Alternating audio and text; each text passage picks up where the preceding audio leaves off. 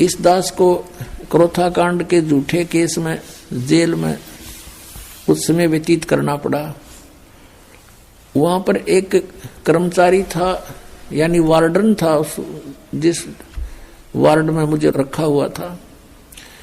तो वो आते थे, चर्चा करते थे, पूछते थे महाराज कारण क्या हुआ, सब उनको सच्चाई बताते थे। वो भी परिचित हुए सच्चाई से, एक सचमुच आपके साथ तो ये राजनीतिक षड्यंत्र है, हम भी अब बहुत महसूस कर रहे हैं। तो फिर ज्ञान चर्चा होती थी, तो हमने कहा कबीर इज गॉड, ऐसे ऐसे वो अवतरित हुए, कमल के फूल पर आए।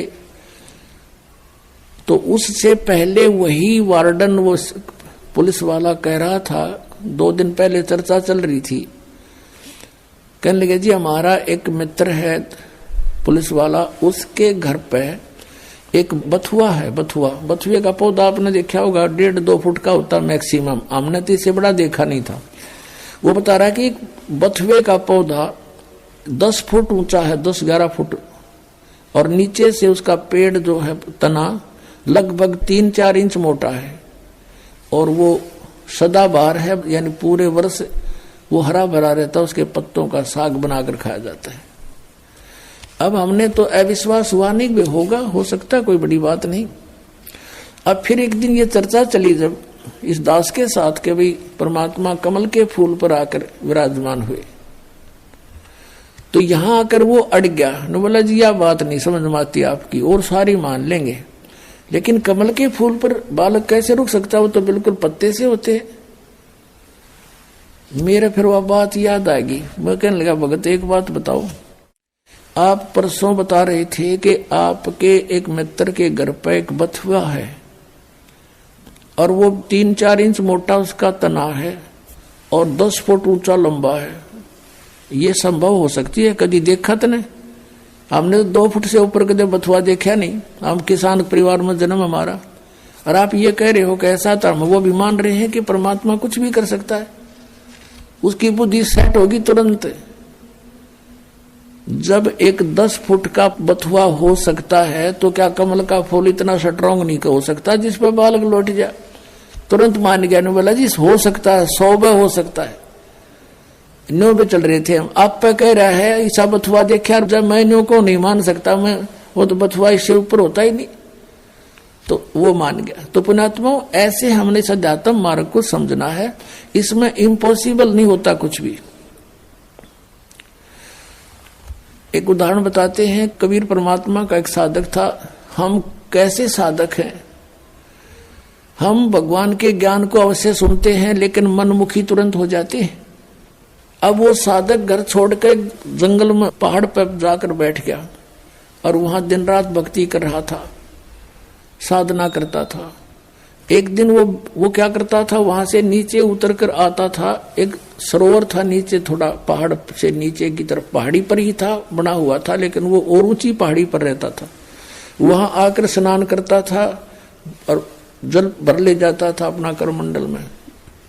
एक दिन वो बीमार हो गया, इतना असहाय हो गया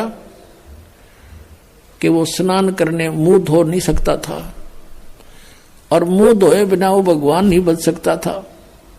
इस तरह की अपनी अटकल बना रहा था।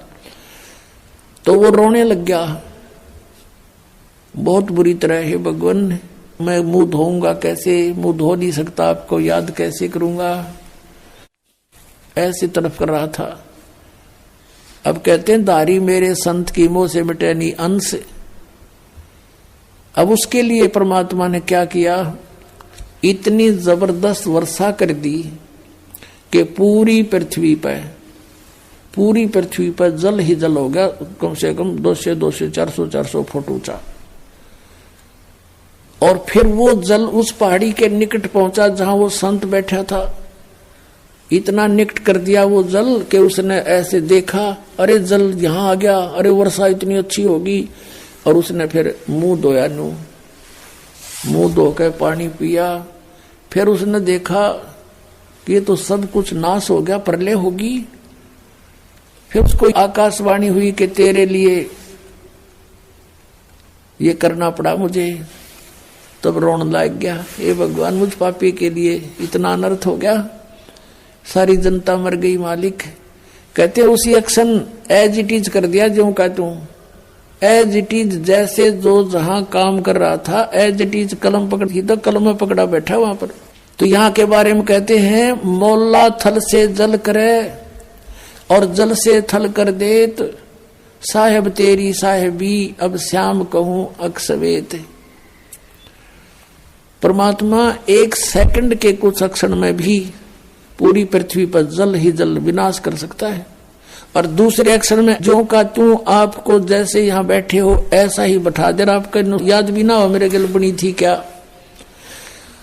इतना सामर्थ्य परमात्मा में है, और हम इन अनाड़ियों के कारण, अज्ञानता के कारण, शास्त्र विरुद्ध साधना करने के कारण, परमेश्वरीय लाभ से वंचित रहने से हम ये सोच बैठे हैं ऐसा नहीं हो सकता, ऐसा नहीं हो सकता। और ये अगर मगर जो है ये हमारे भक्ति मार्ग को समझने में बहुत बड़ी बाधा है। सतगुरुदेव।